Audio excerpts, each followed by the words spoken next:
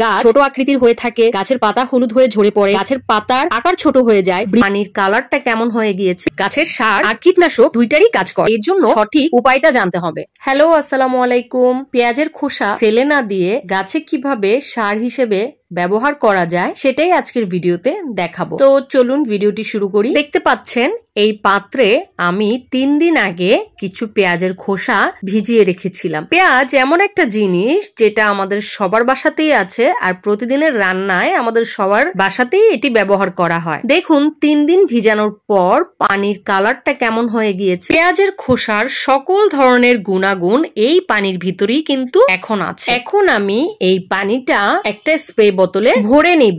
আপনারা অবশ্যই স্প্রে বোতলে ভরার আগে ছেঁকে নিবেন, না হলে কিন্তু আপনার মেশিনটা নষ্ট হয়ে যেতে পারে। এখন একটা গুরুত্বপূর্ণ কথা বলি, আপনারা চাইলে এই সারটি গাছে স্প্রে করতে পারেন বা এর সাথে সমপরিমাণ পানি মিশিয়ে গাছের গোড়ায় ব্যবহার করতে পারেন, অথবা আপনারা পানির পরিমাণটা কিছুটা কমও রাখতে পারেন। যেমন ধরুন 1 লিটারের সাথে 1/2 লিটার পানি নিতে পারেন, আবার চাইলে 1 লিটারের সাথে 1 লিটার পানিও নিতে পারেন। আমি সমপরিমাণ পানি নিয়ে ভালো মতো মিশিয়ে নিচ্ছি। এরপর আমার ছাদ বাগানের প্রত্যেকটা গাছে আমি স্প্রে করে দিব। চলুন জেনে নেই পেঁয়াজের খোসার সারে কি কি আছে। এর মধ্যে প্রধান 2টি উপাদান আছে, পটাশিয়াম ও ফসফরাস। পটাশিয়াম ও ফসফরাসের অভাবে গাছ ছোট আকৃতির হয়ে থাকে, গাছের পাতা হলুদ হয়ে ঝরে পড়ে, গাছের পাতার আকার ছোট হয়ে যায়, বৃদ্ধি কম হয়ে যায়। পেঁয়াজের খোসা ব্যবহার করলে এ থেকে মুক্তি পাওয়া সম্ভব, কারণ পেঁয়াজের খোসায় এই 2টি উপাদানই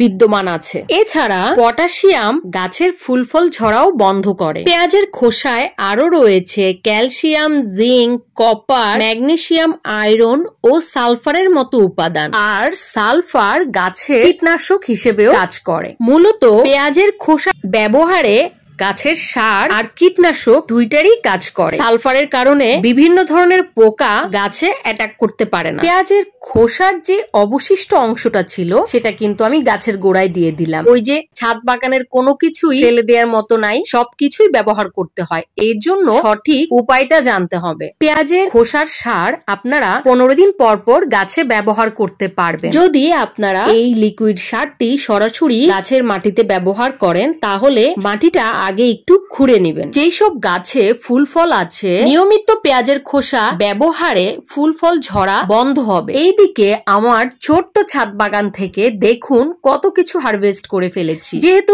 আজকের ভিডিওর বিষয়টি ভিন্ন, তাই আমি এই হারভেস্টিংটা দেখাইনি। আমার ভিডিওটি ভালো লাগলে চ্যানেলটা সাবস্ক্রাইব করে দিবেন, আর অবশ্যই লাইক কমেন্ট করতে ভুলবেন না। সবাই ভালো থাকবেন, সুস্থ থাকবেন, ইরাস গার্ডেন ব্লগের সাথেই থাকবেন। আল্লাহ হাফেজ।